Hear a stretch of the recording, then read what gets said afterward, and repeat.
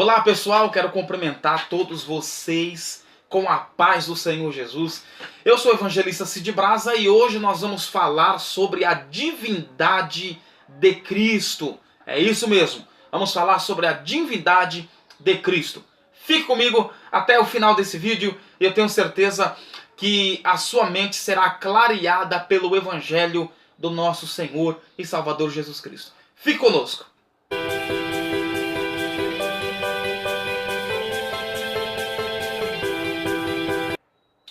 É isso aí, gente. Vamos falar hoje sobre a divindade de Cristo, tá? O livro base que nós temos aqui é o livro de Isaías, o capítulo 9 e o versículo de número 6, tá? Isaías 9, versículo 6, está escrito assim: porque um menino nos nasceu, um filho se nos deu. Vou ler de novo. Porque um menino nos nasceu, um filho se nos deu. Outro texto base, né, apenas para a gente criar aqui uma linha de raciocínio, está aqui no livro de Mateus, no capítulo de número 1 e no versículo de número 23, que diz assim: eis que a virgem conceberá e dará à luz a um filho e chamá-lo-ão pelo nome de Emanuel, que traduzido é Deus conosco, tá? Esses dois textos que nós temos aqui são exatamente os dois textos base para que nós possamos entender a palavra do nosso eterno Deus, tá bom? Falando sobre a divindade de Cristo, o que significa a divindade de Cristo? A divindade de Cristo representa o lado divino de Jesus, tá? Só para você entender. Quando falamos sobre a divindade de Cristo, estamos nos referindo sobre o lado divino de Jesus, tá? Eu li com vocês dois textos. O primeiro texto, Isaías 9, versículo 6, né? Que fala sobre uma profecia messiânica, uma profecia que Isaías lança acerca do nascimento de Jesus, né? E ele usa duas expressões. A primeira expressão que Isaías usa, né, dentro do capítulo 9, no versículo 6, ele usa a expressão nascer, né? Ele usa a expressão, o verbo nascer. O menino nasce. É essa a expressão que Isaías usa. A segunda expressão que Isaías usa no capítulo 9, no versículo 6, é a expressão ou o verbo dar, né? Conceder. Esse é o verbo que é usado dentro do capítulo 9 de Isaías.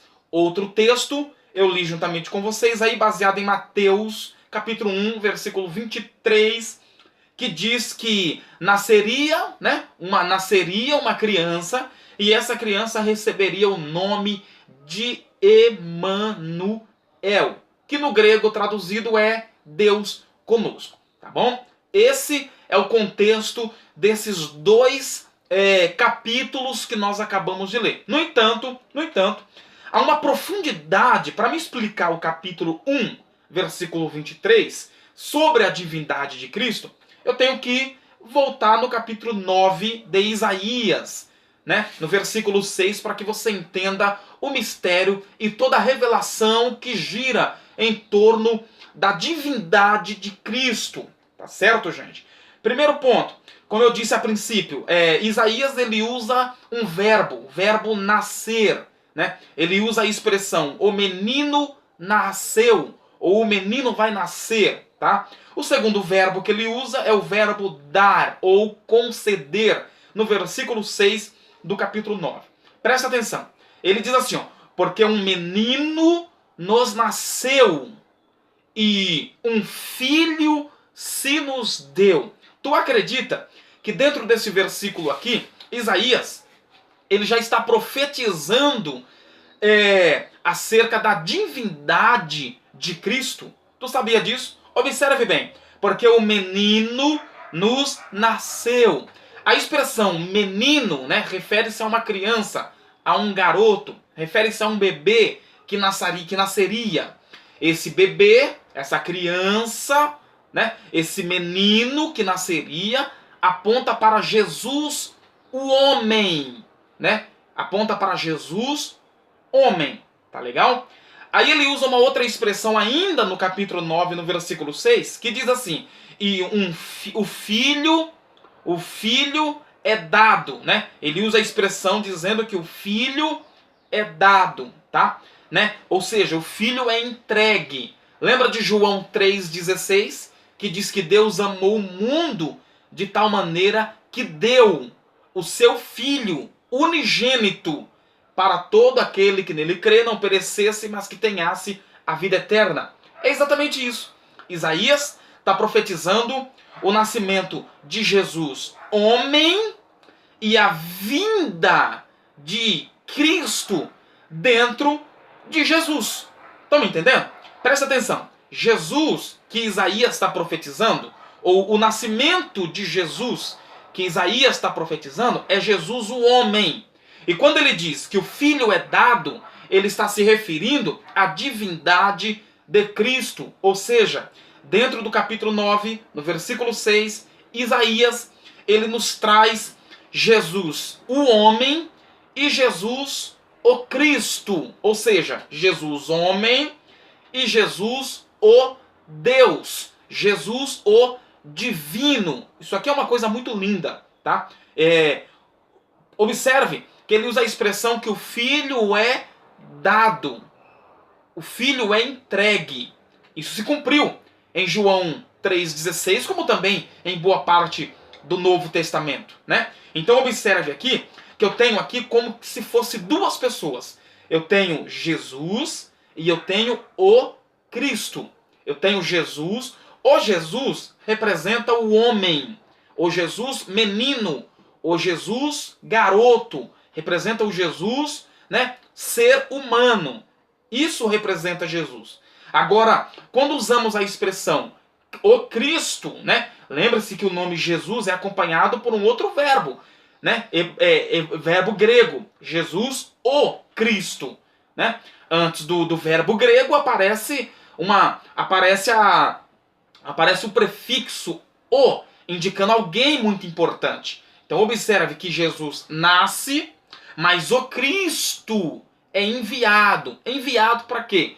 Para salvar toda a raça humana de seus delitos, de seus pecados, de suas transgressões. Então observe aqui, Isaías está dizendo que vai nascer um menino, e esse menino vai ser carregado por uma divindade. Por isso que ele usa a expressão, o filho é dado, né? Lembrando que ele está se referindo a uma mesma pessoa. Ele está falando de Jesus, o Cristo.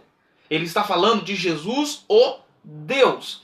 Isso aqui já começa a nos clarear a nossa mente para uma grande verdade que está registrada em Mateus 1:23, que é o nascimento de Jesus, o Cristo. Observe bem que no versículo 23 do capítulo 1, no versículo 23 do capítulo 1 de Mateus, existe ali o nascimento de Jesus. Existe ali o nascimento de Jesus, o Cristo. Observe que o anjo, ele aparece para José, e ele diz assim para José, que aquele menino que nasceria, né, aquele menino que estava prestes a nascer, ele seria chamado de Emanuel. Esse nome representa de forma bem clara a divindade de Cristo. E eu já digo já. Por que ele representa de forma clara a divindade de Cristo? Observe bem. Isaías 9, versículo 6, o menino nasce. Esse menino representa Jesus. Na parte B do versículo, ainda do capítulo 9, do versículo 6, na parte B, diz que o filho é dado. Ou seja, Jesus o Cristo, né? Então ali nós já temos uma base, né, muito profunda concernente à divindade de Cristo. No capítulo 1, no verso 23 de Mateus, ocorre ali o nascimento de Jesus. O anjo aparece e diz que ele seria chamado pelo nome de Emanuel. A pergunta é, o que significa Emanuel? Todos nós sabemos. A palavra Emanuel, no grego, significa Deus conosco. Mas deixa eu te falar uma coisa. Se eu te provar, eu vou te provar que o nome Emanuel, ele é muito mais do que Deus conosco. O nome Emanuel, vou repetir, o nome Emanuel é muito mais do que Deus conosco. Lembrando que nós estamos falando aqui sobre a divindade de Cristo, tá? O nome Emanuel, no grego, significa Deus conosco. No entanto, a junção desse nome, né? Lembrando que o nome Emanuel é composto por 3 verbetes, né? Por 3 palavras. A primeira palavra é a palavrinha em. A segunda palavra é a palavra men. E a terceira palavra é a palavra el. Observe, en, men, el. Aí vem a expressão Emanuel. Essa palavra Emanuel, que é um conjunto de 3 palavras, significa muito mais do que Deus conosco. Observe, a palavra en significa dentro. A palavra en significa dentro. A palavra men, né, é uma palavra americana, uma palavra em inglês, que significa homem. Men quer dizer homem, tá? E a palavra el é uma expressão hebraica que quer dizer Deus. Então eu vou repetir. En quer dizer dentro. Men quer dizer homem. E el quer dizer Deus. Exatamente aqui eu tenho a divindade de Cristo. Sabe por quê? Junta tudo isso. En, men, el. Emanuel. En, dentro, men, homem, e el, Deus. Se você juntar tudo, fica Deus dentro do homem.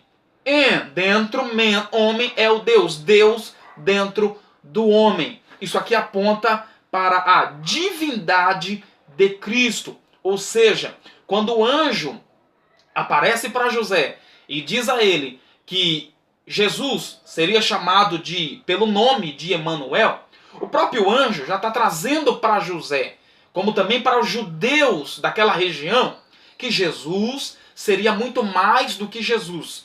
E sim, que ele seria Jesus o Cristo, tá? Jesus o Cristo.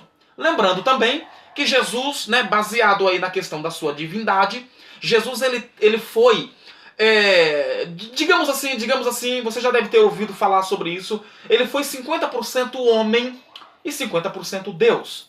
Ele foi 50% homem e 50% Deus.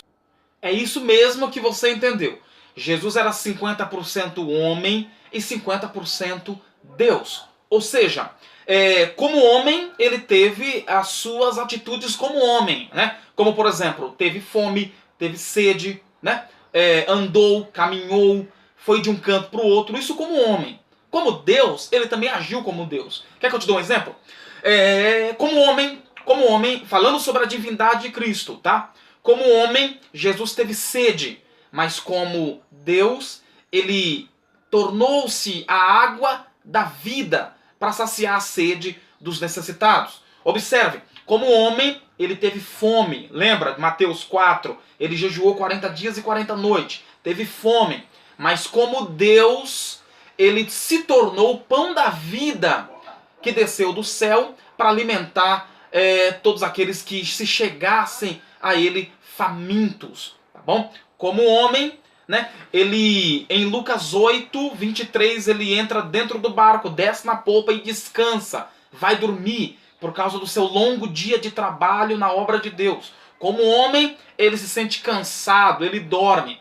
Como Deus, né, baseado na sua divindade, ele não dorme. O texto diz em Salmos que ele não tosqueneja, ele não tira cochilo, ele não dorme, porque ele é Deus. Tá bom? Então, como homem, olha que coisa linda. Como homem, ele entra dentro de Jerusalém, em Mateus 21, versículo 13, ele entra dentro de Jerusalém montado em um jumento. Mas como Deus, ele virá montado em um cavalo branco, né? E na sua coxa estará escrito Rei dos Reis e Senhor dos Senhores, aí fazendo menção à sua autoridade e todo o seu poder sobre nós humanos. Então percebe bem, Jesus como homem e Jesus como Deus. Isso aí é claro, explícito nas páginas do Novo Testamento. Ele agiu como homem em algumas situações, não foram todas.